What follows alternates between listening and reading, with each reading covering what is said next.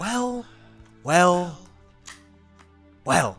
Back at it again to see me tear down another fan favorite character. And this time, it's the guy that all the fat fetish artists like to draw. Why are you here? Because you're black. I mean, your son. Now, my Usopp video is taking a long time to cook in the oven, so for this week, I'll go for a more simple topic. How strong is Jinbe? Sometimes in these vids, I do a little narrative analysis, though Jinbe's character / motivations have absolutely nothing to do with his strength. The reason I'm covering this is because there are a few people, not a lot, but a few people who think he's as strong as Zoro or Sanji, then even fewer who think he beats Sanji, and when those people talk, I just want to rip my ears off. The series itself also brainwashes casual fans into thinking Jinbe is some OD semi-top tier because he's introduced as being echelons above Luffy. Even after the time skip, it's still a question of whether or not he is. He's not, but you know. Today, I will cover the Knight of the Sea's actual power. To make it very simple, we only have to start with one question. What does Jinbe even do? Now, in response to that, you will typically get 4 answers. A, he hit Big Mom. B, he blocked a Kainu. C, he fought Ace for 5 days. Or D, he mid-diffed Who's Who. These are all good feats. I'm not trying to take them away from him. The problem is, some people try to blow them out of proportion. Let's start with point A. He hit Big Mom. Okay, the scabbards hit Kaido like shit. Again, this is a pretty insane feat. With Fisherman Karate, Jinbe can negate durability, making it a better showing than even Gear 4 Luffy in this arc. But that was whole cake. We are beyond the point where damaging Big Mom or Kaido is a crazy feat. The scabbards do it, and unlike them, Jinbe didn't even draw any blood from Big Mom. All he really did was push her as she recovers immediately after. You can't even count this for speed feats, as Jinbe landed a hit on the most incognizant version of her. Even Brook was able to outspeed Big Mom. So yeah, cool showing, yet not that cool. Point B. Jinbe blocked a Kainu, which, okay, sure, he did. The thing is, he himself doesn't even count this as an actual feat.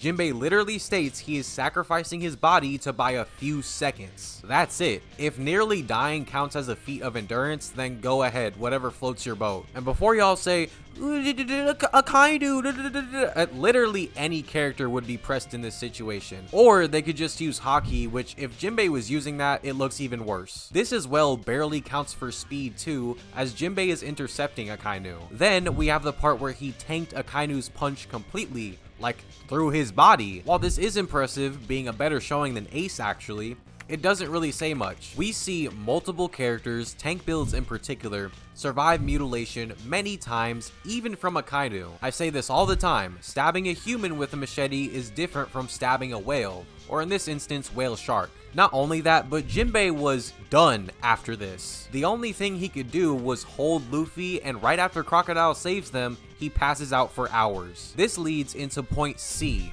Ace and Jinbe fought for 5 days. A very good stamina feat is what I would be saying if every character in One Piece didn't have good stamina. Not only are there multiple other people who have fought for days in this series, but we also see that when characters aren't exactly equal, stamina doesn't matter. For example, Luffy fought Katakuri for 9 hours. Where was all that stamina when he fought Kaido? Or, for a less extreme instance, Ace himself. Where was all that stamina when he fought Blackbeard or Whitebeard? And yes, I know there are characters like Marco or Gear 5 Luffy where their stamina really matters, but you see what I'm trying to say. For the vast majority of characters, it's not that crazy to see them fighting for hours or days straight. What really matters is endurance, how many hits you can take and how strong are they. Though Jinbe doesn't really have any good endurance feats. You can bring up the Akainu thing, but again, any character would be pressed up in that situation. You can't use that to prove why Jinbe is stronger than other characters. Even Whitebeard was avoiding Akainu's magma because it's fucking magma. Anyways, point D. Jinbe mid-diffed Who's Who.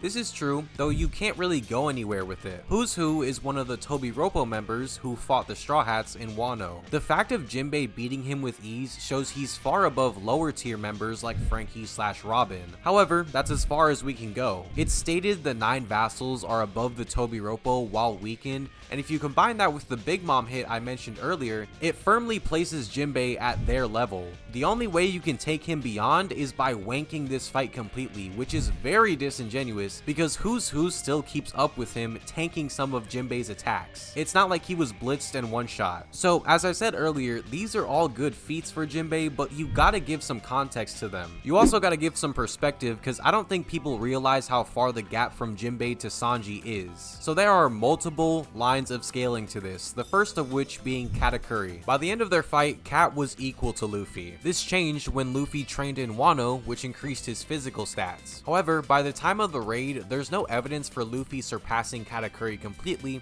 so he should still be on the level of the Gear 4 we saw on Rooftop. That would make Katakuri relative to base Zoro, who is close to base Sanji. Again, this is just in terms of speed. Now, Katakuri blitzed Jinbe without even trying in Whole Cake Island, which means base Sanji or Zoro would as well, not even counting their higher forms like King of Hell or Vanishing Speeds. It also goes for any character who relates to them: King, Queen, Law, Kid, Killer, Lucci, and Marco. Speaking of Marco, there's the next line of scaling, which involves Ace. After battling Whitebeard almost 100 times, Ace grew much stronger. It was to the point where he could actually fight Newgate competently. This version of Whitebeard is far more powerful than the base Kaido we see the Scabbards fight, which basically means Ace by himself is at least somewhat above all 9 Scabbards. Marco is greater than Ace, then a bunch of other characters scale to him, aka the guys I mentioned before. By adding the logic I stated earlier, we can come to the conclusion they are far above Jinbe. Some of you might be saying, well, to assume that is to assume Jinbe is Scabbard's level, which there's no concrete evidence for.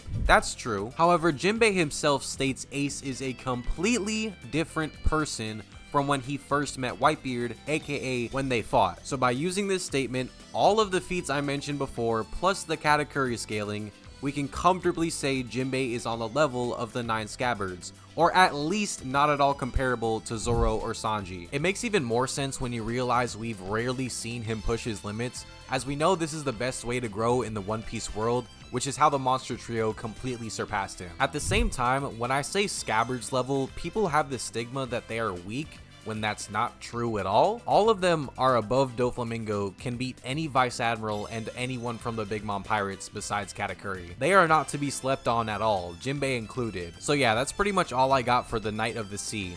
I'm not saying he's weak, nor am I trying to downplay him. This video is just for the small crowd of people who think he's as strong or even greater than Sanji. But for the vast majority of us who actually have a brain, have a nice day. Oh, and I didn't think I have to say this, but just because he has a higher bounty doesn't mean he's more powerful. Bye.